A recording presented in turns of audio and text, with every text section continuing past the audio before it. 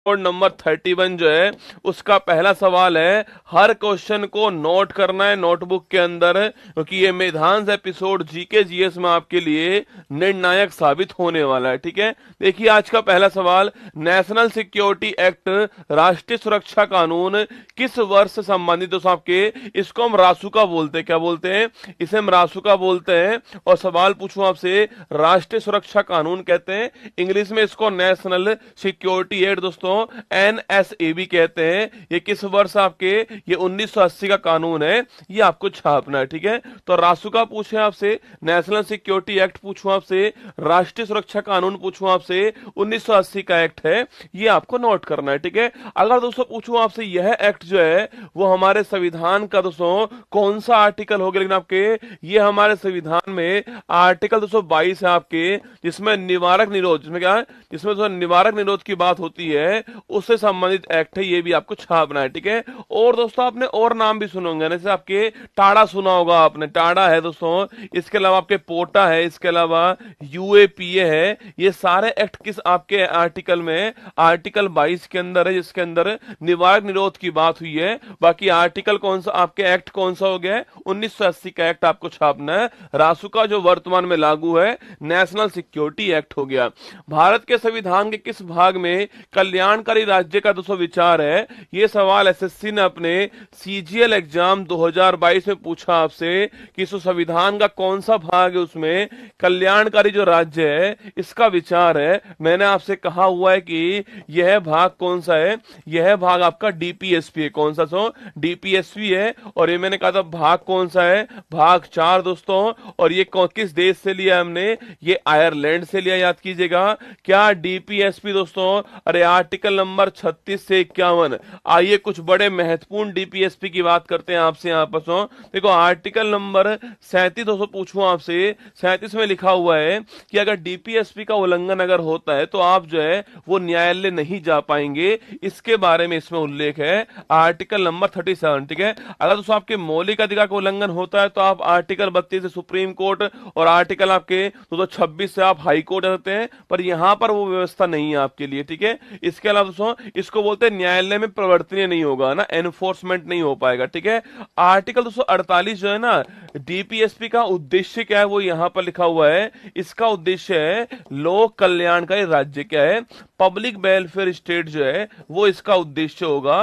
तो कभी सवाल पूछूं आपसे कि ये आर्टिकल कौन सा, देखो आपके, अरे भाग तो भाग 4 हो गया। ठीक है, कभी सवाल पूछे आपसे आर्टिकल कौन सा है, तो आर्टिकल नंबर 38 हो गया। इसमें लोक कल्याणकारी राज्य, पब्लिक वेलफेयर जो स्टेट है इसकी बात हुई है, ये आपको आर्टिकल नंबर 38 नोट करना है। ठीक है, इसके बाद दोस्तों हमारा आर्टिकल नंबर 39 ए बड़ा महत्वपूर्ण लिखना आपके, जिसमें फ्री लीगल एड किसकी बात हुई है, फ्री लीगल एड की बात हुई है। निशुल्क कानूनी सहायता जो है इसकी बात हुई है। और ये कैपिटल दोस्तों ए लिखा हुआ है, मतलब इसको संविधान में जोड़ा गया है, 42वां अमेंडमेंट था, इसे जोड़ा गया है, ये आपको ध्यान रखना है। ठीक है, इसके बाद पूछूं आपसे, इसके बाद आर्टिकल नंबर 40 जो है ग्राम पंचायत जो है इसका जो फॉर्मेशन है आपके, वो आर्टिकल नंबर 40 में। अच्छा आप बताओ फटाक से मुझे दोस्तों, आर्टिकल नंबर 43 बी में किसका उल्लेख छापना, आर्टिकल नंबर 44 में किसका उल्लेख है, आर्टिकल नंबर 47 किसका उल्लेख है,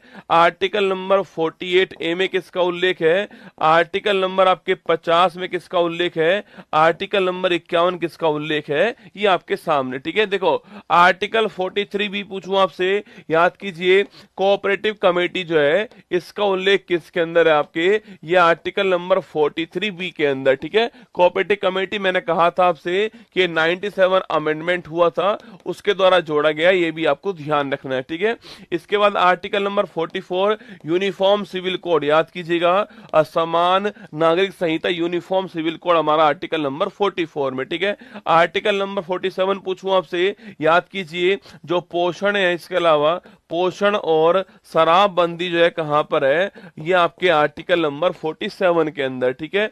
आर्टिकल 48A पूछे आपसे, जो पर्यावरण संरक्षण है ये कौन से आर्टिकल में है, ये आर्टिकल नंबर 48A के अंदर, ठीक है। आर्टिकल 50 पूछूं आपसे, एग्जीक्यूटिव और जुडिशरी जो है, कार्यपालिका और जो न्यायपालिका है, इसके बीच में सेपरेशन ऑफ पावर की बात करूं आपसे, वो आर्टिकल नंबर आपके 50 हो गया, ठीक है। और हमारा जो अंतर्राष्ट्रीय शांति जो है उसकी बात कहां पर है, ये हमारा आर्टिकल नंबर 51 हो गया है। तो डीपीएसपी हमारा भाग 4 है, आयरलैंड से हमने लिया है लिखना आपके, और इसका उद्देश्य जो है वो लोक कल्याण का राज्य जो है, पब्लिक वेलफेयर स्टेट, इसका उद्देश्य आपको ध्यान रखना है, ठीक है। ये आर्टिकल कुछ महत्वपूर्ण आर्टिकल जो है मैंने आपको इस सवाल के अंदर लिखवा दिया, आपको ध्यान रखना है ना। आगे देखिए, दिल्ली सल्तनत काल में तबाकत ए नसीरी पूछूं आपसे, इसकी दोस्तों रचना करने वाला कौन, देखो तबाकत ए नसीरी जो है, और ये सवाल भी आपका सीजीएल जो एग्जाम है ना उसमें पूछा गया सवाल है। एक बुक लिखी हुई है यहाँ पर जिसका नाम है तबाकत ए नसीरी आपके, इस बुक की रचना करने वाला कौन है, लिखना मिनास उल सिराज जो है, मिनास उल सिराज जो है वो रचना करने वाला, ये भी आपको छापना है, ठीक है। तो मिनास उल सिराज जो है रचना करने वाला आपको नोट करना है। थोड़ा टफ सवाल है पर ध्यान रखिएगा, मिनास उल सिराज इस आपकी जो बुक है इसकी रचना करने वाला आपको छापना, ठीक है। अच्छा बताओ फटाक से, शाहनामा जो है वो किसकी पुस्तक, बताओ शाहनामा पूछूं आपसे, शाहनामा जो है इसके राइटर कौन है आपके दोस्तों। इसके अलावा छापना आपके शाहनामा पूछूं आपसे, इसके अलावा तहकीक ए हिंद पूछे आपसे, तहकीक ए हिंद जो है इसके राइटर कौन है, जल्दी से छापना कमेंट बॉक्स में आपको, शाहनामा और तहकीक ए हिंद, है ना। अरे शाहनामा याद कीजिए, मैंने आपसे कहा सो शाहनामा किसकी पुस्तक आपके, फिरदौसी किसकी है, जो फिरदौसी साहब हैं इनकी बुक का नाम शाहनामा था। और तहकीक ए हिंद याद करो, अरे अलबरूनी किताब उल हिंद जो है वही दोस्तों तहकीक हिंद है, तो अलबरूनी साहब की पुस्तक का नाम क्या है, तहकीक हिंद है। और हमारा तबाकत ए नशीरी पूछूं आपसे, मिनास उल सिराज की पुस्तक का नाम है, ठीक है। केवलादेव राष्ट्रीय उद्यान को विश्व धरोहर सूची में कब शामिल दोस्तों आपको है, देखो याद कीजिए, जो हमारे वर्तमान आपके वर्ल्ड हेरिटेज आपके वो 42 है, ठीक है। इसमें दोस्तों आपके 34 तो आपके कैसे कल्चरल है, 7 हमारे पास नेचुरल है, और एक हमारे पास कैसा, हमारा एक हमारे पास में मिक्स है, ठीक है। 7 कल्चरल हमारे पास है, उसमें एक हमारा काजीरंगा, तो एक हमारा काजीरंगा है, यह भी हमारा 1985 के अंदर यूनेस्को वर्ल्ड हेरिटेज साइट बनाया गया, ठीक है। और एक हमारा केवलादेव राष्ट्रीय उद्यान है, काजीरंगा दोस्तों असम के अंदर है, और केवलादेव जो है वो राजस्थान के अंदर भरतपुर के अंदर है, और इसे हमने 1985 के अंदर जो है यूनेस्को वर्ल्ड हेरिटेज बनाया है। तो 1985 आपको ध्यान रखना है, ठीक है। 2010 नहीं, 2010 में तो क्या हुआ, आपके जो कालबेलिया जो डांस है ना उसको बनाया गया, ठीक है। 2010 में किस समय बनाया गया, आपके जो कालबेलिया डांस उसको बनाया गया है। 1985 छापना आप लोग जो है, केवला देव जो है उसको कब आपके 85 में बनाया गया है। इसको घना पक्षी विहार क्या बोलते हैं, इसे घना पक्षी विहार कहते हैं सो। और सलीम अली जो थे ना आपके, जो आपके फेमस आपके ऑर्निथोलॉजिस्ट थे, सलीम अली की जो कर्म स्थली थी वो केवला देव थी, ये भी आपको छापना है, ठीक है। सलीम अली जी की जो कर्म स्थली है वो केवला देव है, इसी को बोलते हैं हम क्या, घना पक्षी विहार बोलते हैं। 85 के अंदर जो है इसको यूनेस्को वर्ल्ड हेरिटेज बनाया गया दोस्तों। और अभी हाल ही में पूछे आपसे नवीनतम कौन से हैं, अरे 41 और 42 छाप लीजिए, नवीनतम कौन कौन से हैं। शांति निकेतन दोस्तों एक तो नवीनतम हो गया है, 41 नंबर पश्चिम बंगाल के अंदर। और जो होयलेश्वर मंदिर है ये आपके बिल्कुल नवीनतम हो गया है, और ये कहां पर है, कर्नाटक के अंदर है। और भारत का 42वां क्या है, 42वां आपके हमारा नेशनल आपके वर्ल्ड हेरिटेज है, ठीक है।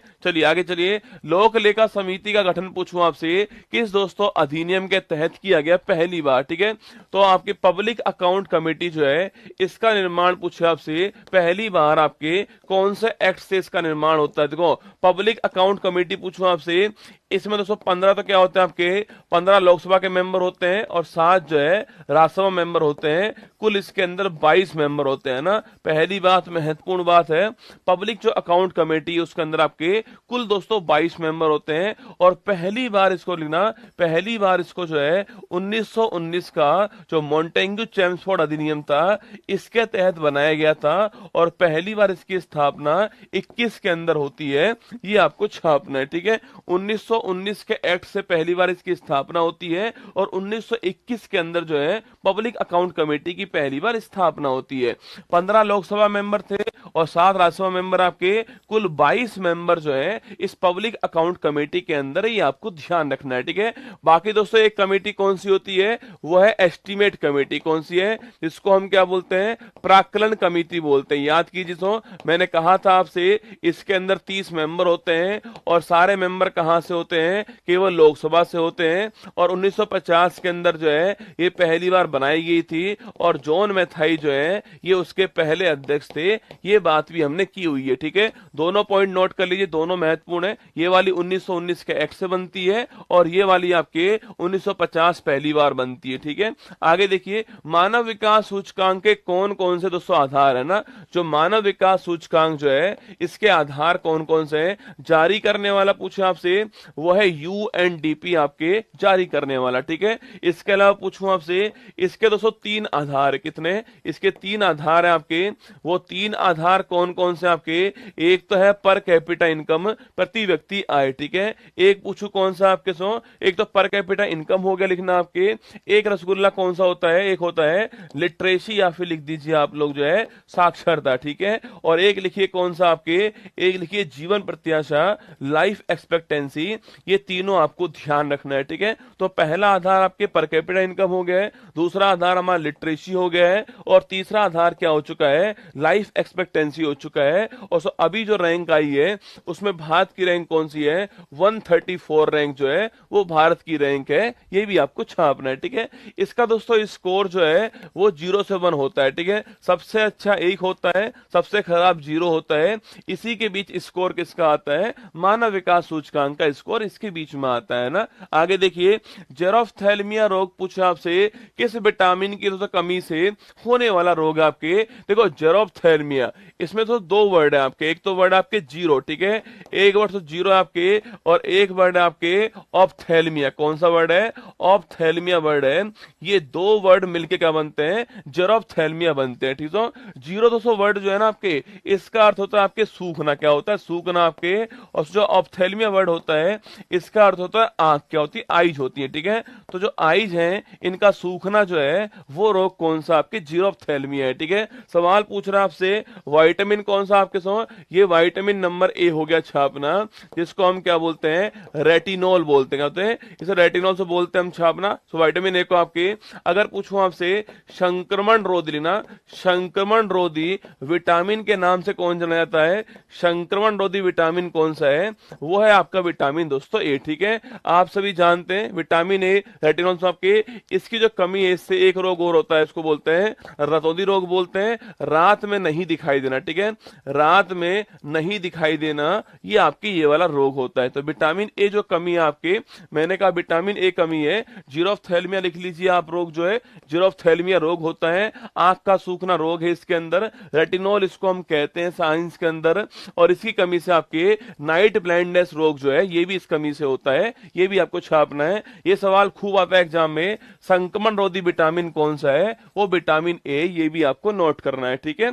चलिए नेक्स्ट क्वेश्चन आपके सामने, पदार्थ की 5 अवस्थाएं कौन सी है, ठीक है। देखो पदार्थ पूछूं आपसे, इसकी 3 अवस्थाएं जानते हो आप लोग कौन कौन सी है, एक तो है सॉलिड दोस्तों, एक है लिक्विड और एक है गैस, ये तो आप सभी जानते हो, ठीक है। सॉलिड, लिक्विड, गैस, ये 3 अवस्थाएं पदार्थ की है, ठीक है। दो दोस्तों आपके अवस्थाएं और नहीं आ चुकी आपके, 4th नंबर है प्लाज्मा, कौन सी है, फोर्थ नंबर प्लाज्मा है आपके, और पांचवी नंबर आपके बोस आइंस्टीन। कौन सी है? पांचवी नंबर छापना आपके यह है बोस आइंस्टीन। तो कुल मिला के 5 हमारे पास क्या हो चुकी है? अवस्थाएं हो चुकी है ना।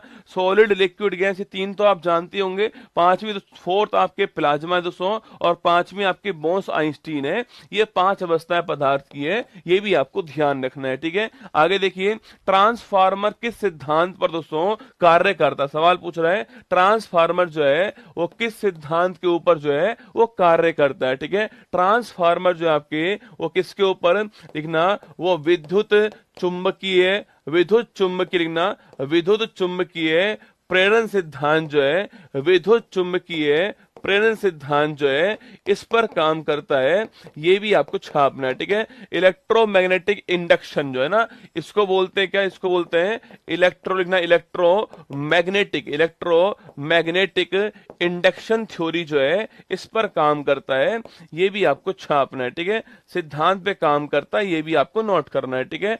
तो इलेक्ट्रोमैग्नेटिक इंडक्शन थ्योरी जो है इसके दोस्तों ऊपर जो है जो ट्रांसफार्मर जो होता है आपके इस पे काम करता है।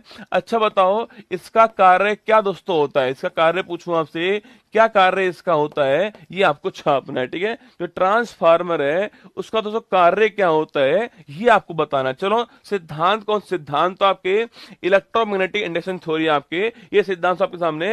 ये सिद्धांत किसका? आपके फैराडे का सिद्धांत है, इस पर ये काम करता है, ठीक है। ये तो मैंने लिख दिया यहाँ पर। अब आप मुझे बताओ इसका दोस्तों कार्य क्या होता है। मैं पूछूं आपसे, ट्रांसफार्मर जो होता है जो आपकी गली के बाहर लगा होगा दोस्तों आपके, इसको आप लोग आपके डीपी कहते हो, इसको आप डीपी बोलते हो, जैसे आप जो है उसका मैं पूछूं आपसे कार्य क्या दोस्तों होता है उसका?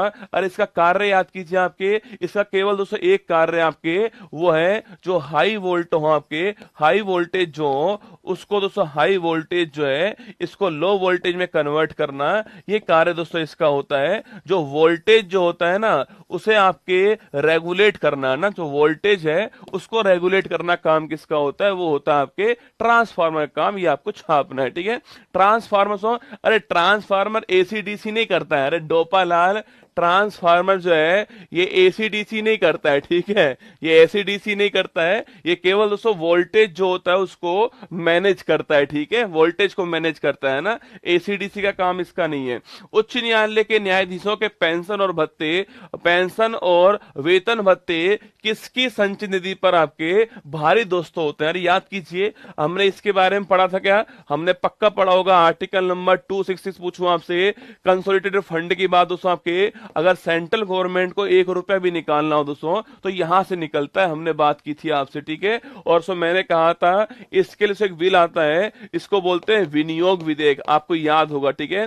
ये बात हमने कही थी कि इसको 1 रुपया निकालने के लिए एक बिल दोस्तों आता है, उसको बोलते हैं विनियोग विधेयक, बोलते हैं एप्रोप्रिएशन बिल कहते हैं, ठीक है। और इसका जिक्र जो है वो आर्टिकल नंबर 114 के अंदर है, ये बात भी मैंने आपसे कही थी, ठीक है। अब सुनिए दोस्तों मेरी बात को, उच्च न्यायालय हाई कोर्ट जो है आपके हाई कोर्ट के जो न्यायाधीश हैं, सवाल को आराम से पढ़ना है, समस्या नहीं लेनी है आपको, आराम से सवाल करना है, एग्जाम के लिए महत्वपूर्ण सवाल है, गलत होने वाला सवाल, ठीक है। हाई कोर्ट से जो न्यायाधीश होते हैं, सवाल पूछा आपसे इनके पेंशन इनकी पेंशन और जो इनके वेतन भत्ते जो होते हैं वो किस पर भारित होते हैं? स्टेट के ऊपर होते हैं या फिर सेंटर के ऊपर होते हैं? सवाल आपसे पूछा है, ठीक है दोस्तों। जिस स्टेट में वो आपके हाई कोर्ट न्यायाधीश होंगे आपके, उनके जो वेतन भत्ते होंगे वो उसी स्टेट के ऊपर होने वाले, ठीक है। तो राज्य संचित निधि जो है इसके ऊपर क्या दोस्तों आपके जो वेतन भत्ते होंगे आपके वो इसके ऊपर होने वाले, ठीक है। और बाकी दोस्तों जो पेंशन जो होता है ना आपके, ये पेंशन जो है ये जो सेंटर का आपके संचित निधि जो होने वाली है इसके ऊपर वेतन भत्ते आपके होने वाले, ठीक है। तो कभी पूछे आपसे पेंशन किसके ऊपर होगा? पेंशन आपके सेंटर के ऊपर होगा, पेंशन सेंटर के ऊपर होगा दोस्तों आपके। और आपके जो वेतन भत्ते होंगे वो जिस स्टेट में नौकरी करेंगे आपके उस स्टेट के लिए दोस्तों होने वाले, ठीक है। तो पूछे आपसे वेतन भत्ते किसके लिए होंगे? वेतन भत्ते छापना, ये आपके स्टेट के लिए होंगे, है ना। और जो पेंशन होगा वो किसके लिए? आपके पेंशन सेंटर गवर्नमेंट के ऊपर होगा। महत्वपूर्ण सवाल है, एग्जाम में आया हुआ सवाल है, हर कोई दोस्तों ठोकता है आपके कि राज्य के ऊपर होंगे, ठीक ठीक है। नहीं रसगुल्ला, पेंशन किसके ऊपर होगी, पेंशन सेंटर के ऊपर होने वाली है, और जो वेतन भत्ते होंगे वो किसके लिए होंगे, राज्य के लिए होंगे, आपको ध्यान रखना है, ठीक है। चलिए आगे बढ़ते हैं। 10,000 1,000 दिनारी पूछूं आपसे, दो सवाल एक ही पेपर के अंदर लिखे हुए हैं आपके। 1,000 दिनारी पूछे आपसे, किसे कहते हैं, अरे मलिक कफूर, कौन सा मलिक कफूर जो है उसको कहते हैं, और मैंने इसका नाम लिखवाया हुआ आपको अलाउद्दीन खिलजी। दोस्तों AK-47 याद कीजिए, अलाउद्दीन खिलजी के दरबार में मलिक कफूर था, इसको 1,000 दिनार में लेकर आया था आपकी ये, इसलिए इसका नाम क्या है, 1,000 दिनारी इसका नाम पड़ गया है, मलिक कफूर आपको नोट करना है, ठीक है। अलाउद्दीन खिलजी है ना। पूछूं आपसे, धारिता जो है आपके सो कैपेसिटेंस जो है ना, इसको क्या बोलते हैं, इसको बोलते हैं हम कैपेसिटेंस कहते हैं। इसका मात्रक क्या होता है, इसका मात्रक क्या होता है, छापना फैराडे जो है ये इसका मात्रक है, ये भी आपको नोट करना है, ठीक है। जो कैपेसिटेंस होता है उसका मात्रक क्या होता है, आपके फैराडे उसका मात्रक है, ये आपको नोट करना है, ठीक है। आगे देखिए, सस्टेनेबल डेवलपमेंट गोल संख्या 2 पूछूं आपसे, SDG नंबर 200, SDG नंबर 2 पूछे आपसे, इसमें किसका उल्लेख है, देखो, अरे SDG नंबर पूछे आपसे, पहली बार से SDG कितने वर्ष के लिए है,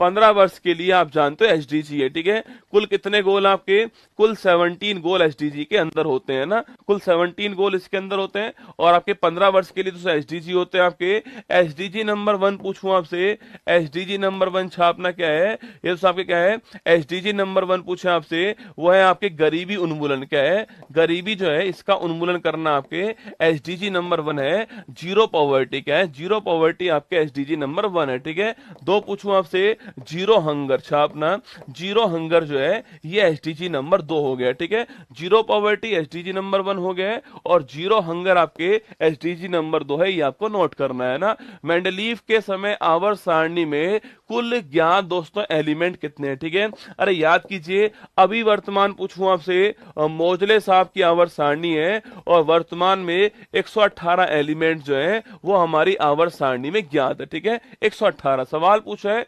मेंडलीव की जो आवर्त सारणी है उस समय पूछा आपसे कितने दोस्तों एलिमेंट ज्ञात थे आपके। मेंडलीव की जो आवर्त सारणी थी ना आपके, उस समय छापना कितने, उस समय आपके केवल जो है 63 एलिमेंट ज्ञात थे, आपको नोट करना है, ठीक है। तो मेंडलीव की जो आवर्त सारणी उसमें कितना आपके 63 एलिमेंट थे, जबकि वर्तमान में कितने आपके 118 एलिमेंट है। दोनों पॉइंट आपको यहाँ पर नोट करने हैं, ठीक है। आगे देखिए, घरों में दोस्तों इन्वर्टर की बैटरी में इलेक्ट्रोलाइट के रूप में कौन सा अम्ल जो है आपके वो रसगुल्ला उपस्थित होता है। घरों में आपके पूछूं आपसे, इन्वर्टर जो है आपकी जो बैटरी जो होती है आपकी, उसकी बैटरी में पूछा आपसे कौन सा इलेक्ट्रोलाइट्स आपके, उसमें एक एसिड होता है, कौन सा एसिड होता है, वो होता है आपके H2SO4। कौन सा होता है, H2SO4 होता है। इसको हम लोग बोलते हैं सल्फ्यूरिक अम्ल कहते हैं, क्या बोलते हैं, इसे हम लोग सल्फ्यूरिक अम्ल कहते हैं। ये एसिड किसके अंदर होता है, जो घरों में जो इन्वर्टर जो होते हैं, जो बैटरी जो होती है उसके अंदर आपके सल्फ्यूरिक अम्ल होता है, H2SO4 होता है। और यह दोस्तों किसके लिए होता है, यह आपके इलेक्ट्रोलाइट के रूप में होता है, ये आपको नोट करना है, ठीक है। तो सल्फ्यूरिक अम्ल H2SO4 जो है, जो बैटरी जो होती है उसके अंदर होता है, ये आपको नोट करना है, ठीक है। तो H2SO4 इलेक्ट्रोलाइट के रूप में बैटरी के अंदर होता है, सल्फ्यूरिक अम्ल कहते हैं, ये आपको नोट करना है, ठीक है। ऑटोमोबाइल्स के हाइड्रोलिक ब्रेक के कार्य करने का सिद्धांत पूछूं आपसे, कैसे हाइड्रोलिक जो ब्रेक जो होती है आपके, जो वर्तमान में आपकी कार के अंदर आप देखते होंगे आपके हाइड्रोलिक ब्रेक होती है, ठीक है। सवाल पूछा आपसे, अरे HCl नहीं होगा रसगुल्ला, HCl तो तुम्हारे पेट के अंदर है ना, बैटरी में छोड़ो, तुम्हारे पेट में कौन सा है, HCl अम्ल, ठीक है। हाँ, बैटरी में H2SO4 है ना। अगर पूछो दोस्तों आपसे, हाइड्रोलिक जो ब्रेक है आपके, सिद्धांत कौन सा आपके, तो पास्कल का सिद्धांत जो है, इस सिद्धांत पर आपके जो गाड़ी के अंदर वर्तमान में जो हाइड्रोलिक ब्रेक जो आ रही है वो इस सिद्धांत पे काम करती है, ठीक है। तो पास्कल थ्योरी के ऊपर क्या है, हाइड्रोलिक ब्रेक होती है, आपको नोट करना है ना।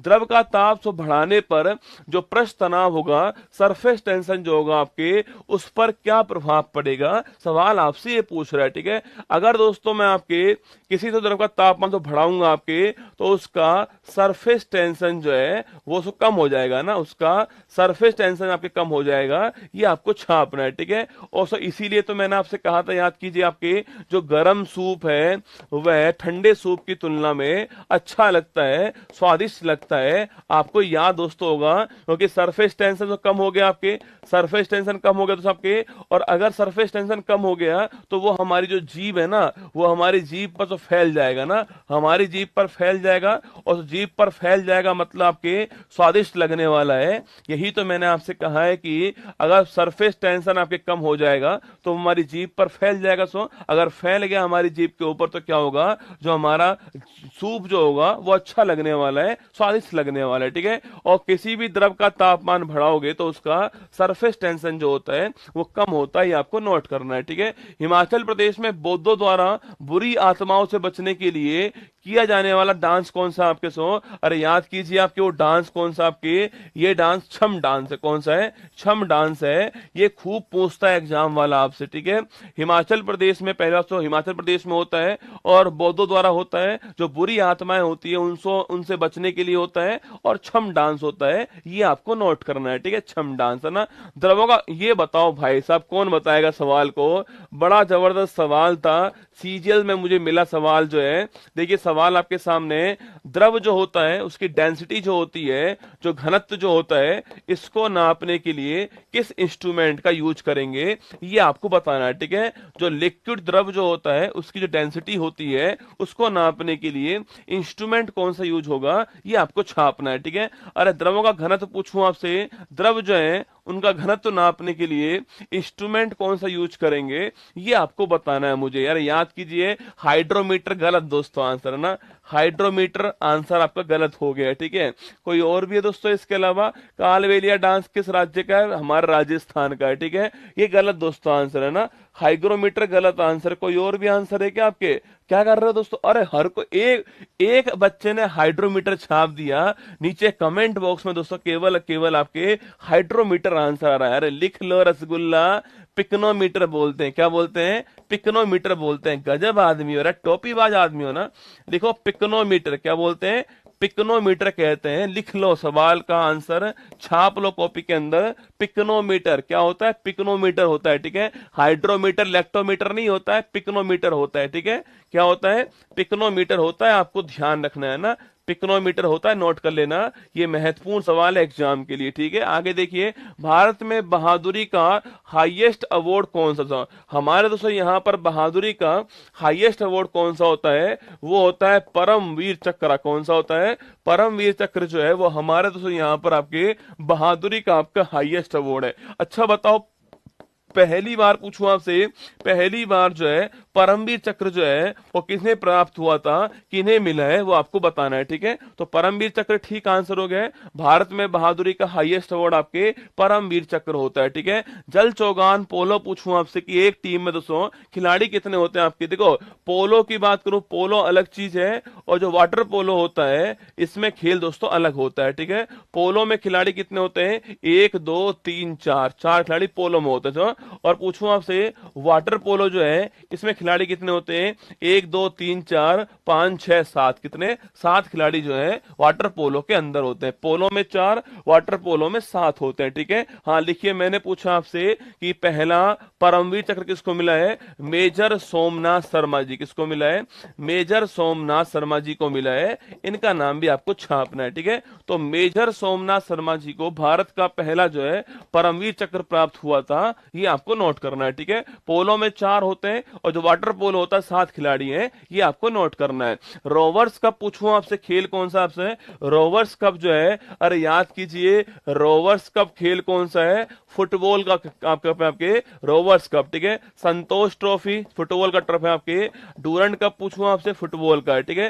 संतोष ट्रॉफी, डूरंड कप और रोवर्स कप पूछे आपसे, फुटबॉल का है, ये आपको नोट करना है ना। जैव विविधता संरक्षण अधिनियम आपके किस वर्ष का है, ठीक है। इसको बोलते हैं बायो डाइवर्सिटी। क्या बोलते हैं? बायो डाइवर्सिटी एक्ट बोलते हैं। पहली बात तो दिवस कौन से दिन आता है? दिवस आपका 22 मई। कौन सा है? 22 मई की जो तारीख है आपके, इस तारीख को आपका दिवस होता है, ठीक है। अगला सवाल पूछूं आपसे, एक्ट किस वर्ष का है छापना? अरे एक्ट पूछूं आपसे, जो ये एक्ट पूछे आपसे कौन से वर्ष का है? पूरे विश्व में सर्वाधिक कहां पर है? अमेजोन जो वर्षावन है यहां सर्वाधिक है छापना पूरे विश्व में, ठीक है। और भारत पूछूं आपसे, भारत में पहला स्थान किसका, आपके जो वेस्टर्न घाट है हमारा वो भारत में पहले स्थान पर है, ये भी आपको नोट करना है, ठीक है। और पूछूं आपसे भाई ये एक्ट किस वर्ष का है, 2002 का एक्ट है, ये आपको नोट करना है, ठीक है। 2002 का ये एक्ट है और 22 मई की तारीख है, ये पॉइंट आपको नोट करना है, बायोडाइवर्सिटी के अंदर ध्यान रखिएगा, ठीक है। आगे देखिएगा, भारत का पहला 1973, अरे ठोपा लाल 1973 पूछूं आपसे, इसमें टाइगर प्रोजेक्ट जो है ये आया था, ये भी आपको ध्यान रखना है, ठीक है, ये इस वर्ष में आया था ना। आगे देखिए, भारत के पहले ये बताओ, सवाल देखते हैं, आज सवालों का लेवल थोड़ा हाई रखा है मैंने, है ना, अब हाई ही रहने वाला है, ठीक है। भारत के पहले हिंदी भाषा के अखबार का नाम बताइए जिसे पहली बार 30 मई 1826 को प्रकाशित दोस्तों किया गया था, आपके बताना आपको। अरे भारत का पहला हिंदी भाषा का अखबार कौन सा है जिसको 26 के अंदर जो है प्रकाशित किया गया था, उस अखबार का नाम क्या है, ठीक है। सो अरे उस अखबार का नाम पूछूं आपसे ना, उसका नाम पूछे आपसे, उद्दंड लिखना से, उद्दंड मार्तंड जो है आपके, उद्दंड मार्तंड छापना, ये उसका नाम है, ठीक है। उद्दंत मार्तंड जो है आपके, ये इनका नाम लिखना आपके। इस अखबार का नाम क्या है, इस अखबार का नाम आपके उद्दंत मार्तंड इसका नाम। सो जैसे भाई साहब दोस्तों फिल्म थी ना, ढोल फिल्म, आपके राजपाल यादव दोस्तों आपको उसका नाम था ना, ऐसी अखबार का नाम है, उद्दंत मार्तंड इसका नाम है। और इसको लिखने वाले कौन थे, पंडित जुगल किशोर, लिखना पंडित जुगल, आपके पंडित जुगल किशोर शुक्ला जो है वो लिखने वाले, ये नाम भी आपको ध्यान रखना है, ठीक है। तो पंडित जुगल किशोर शुक्ला लिखने वाले, ये एग्जाम के लिए महत्वपूर्ण नाम है। और मार्तंड आपके कौन सा हो गया, आपके अखबार हो गया है, हिंदी भाषा का पहला अखबार है, 26 में प्रकाशित होता है, एग्जाम के लिए महत्वपूर्ण सवाल बन सकता है, ठीक है। आगे देखिए, उस्ताद मंसूर अबुल हसन और दौलत और आगा राजा खान आदि पूछूं आपसे, किसके दरबार में प्रमुख चित्रकार थे, आपके पेंटर थे, सवाल आपसे पूछा है। अच्छा दोस्तों याद कीजिए, अच्छा पूछूं आपसे, अरे किसका काल पूछा, किसका काल, आपके गोल्डन दोस्तों इरा रहा है किसका, पेंटिंग का, वो काल किसका था, वो काल था आपके किसका, वो जहांगीर का था। जहांगीर से काल जो आपके, जहांगीर का जो काल आपके, वो गोल्डन इरा किसका रहा, पेंटिंग का रहा है। उसी दरबार में उस्ताद मंसूर अबुल हसन, दौलत आगा राजा, ये सारे के सारे चित्रकार जो है, पेंटर जो है, वो इसके दरबार में, जहांगीर दरबार में थे, ये आपको नोट करना है, ठीक है। और इसी दरबार में पूछूं आपसे, अरे पहला पूछे, पहला ब्रिटिश आपके जो व्यापारी है वो सो दरबार में आया था, याद करना। और उसका नाम क्या था, उसका नाम था छापना आपके, अरे उसका नाम था कौन, आपके हॉकिंस का नाम था, हॉकिंस नाम था, पर इसको अनुमति नहीं मिली थी, याद कीजिए। फिर इसके बाद में कौन आता है, टॉमस रो, कौन आता है, टॉमस रो आता है, इसको परमिशन मिलती है, ये आपको याद करना है, ठीक है। 1615 में टॉमस रो आया था, ये आपको नोट करना है। परमिशन लेने वाला पहला व्यक्ति कौन, टॉमस रो था, जहांगीर दरबार के अंदर आया, ये भी आपको छापना है, ठीक है। महत्वपूर्ण सवाल है, टॉमस रो को परमिशन मिलती है, हॉकिंस जो आया था ना, इसको परमिशन नहीं मिली थी। हॉकिंस आया कब, आपके 1608 ईस्वी के अंदर हॉकिंस आया था, पर परमिशन इसको नहीं मिली थी, टॉमस रो को मिलती, ये आपको नोट करना है, ठीक है। आजीवक संप्रदाय के संस्थापक कौन, दोस्तों पूछूं आपसे, जो आजीवक संप्रदाय है उसके फाउंडर कौन है, सवाल आपसे यहां पर ये पूछा है, ठीक है। पहली बात आपके यह संप्रदाय पूछा आपसे, अरे याद करो इसके संप्रदाय के संस्थापक कौन है, छापना। आजीवक संप्रदाय जो है इसके संस्थापक कौन है, अरे ये तो आपको पता होगा, ठीक है, ये तो आप जानते होंगे। सो आजीवक संप्रदाय पूछूं आपसे, इसके संप्रदाय, इसके संस्थापक कौन थे आपके, अरे कोई भी नहीं छापना, हाँ मक्खी पुत्र ना, मक्खी पुत्र घोषाल जो है, मक्खी पुत्र घोषाल छापना, ये संस्थापक है, इनका नाम भी आपको ध्यान है, ठीक है। तो मक्खी पुत्र घोषाल आपके छापना, संस्थापक का नाम नोट कीजिएगा, ठीक है। हाथी गुम्फा अभिलेख किसके समय का दोस्तों अभिलेख है, यह अभिलेख जो है वो खारबेल का टाइम का अभिलेख आपके, और कहां आपके, कलिंग मतलब ओडिशा जो है, यहाँ का अभिलेख था, हाथी गुम्फा अभिलेख छापना, खारबेल टाइम का अभिलेख है, हाथी गुम्फा अभिलेख, ठीक है। तो हाथी गुम्फा अभिलेख खारबेल का टाइम का है। खारबेल पूछूं आपसे, कलिंग नरेश था आपके, ओडिशा जिसको वर्तमान बोलते हैं आपके, कलिंग नरेश, आपको ये नाम दोस्तों आपने सुना होगा। अरे सम्राट अशोक का 13वां शिलालेख याद कीजिए, कलिंग पर विजय थी आपके, वही कलिंग है, ठीक है, ये है ना। आगे देखिए नेक्स्ट क्वेश्चन आपके, चलिए ये हमारा यहाँ पर आज जो है वो मेधांश एपिसोड समाप्त हुआ। आज सवाल थोड़े अच्छे लेवल के थे, तो मैं चाहूंगा दिल आप भेज दीजिए, जिससे मैं कल भी सवाल और अच्छे लेवल के लाऊं, क्योंकि मैं चाहता हूं कि 100 एपिसोड जो है ना, वो जीके जीएस के लिए पर्याप्त हो आप सभी के लिए। वो प्रयास मेरा जारी है, और आज हम 30 एपिसोड पूरे कर चुके हैं। तो मैं चाहूंगा एक बार आप दिल भेज दीजिए, फिर हम जो है स्टार्ट करते हैं हमारी करंट अफेयर्स की महत्वपूर्ण क्लास। और हर सवाल को ध्यान से सुनना है आपको। बस वादा रहा मेरा आप सभी से कि ये क्लास आपके जीके जीएस और करंट अफेयर्स के लिए ताबूत में अंतिम कील की तरह होने वाली है। तो प्रोमो आपके सामने चलाया जाएगा, और प्रोमो के बाद में मैं आपके सामने वापस से जो है इस क्लास को आगे बढ़ाऊंगा। चलाओ प्रोमो।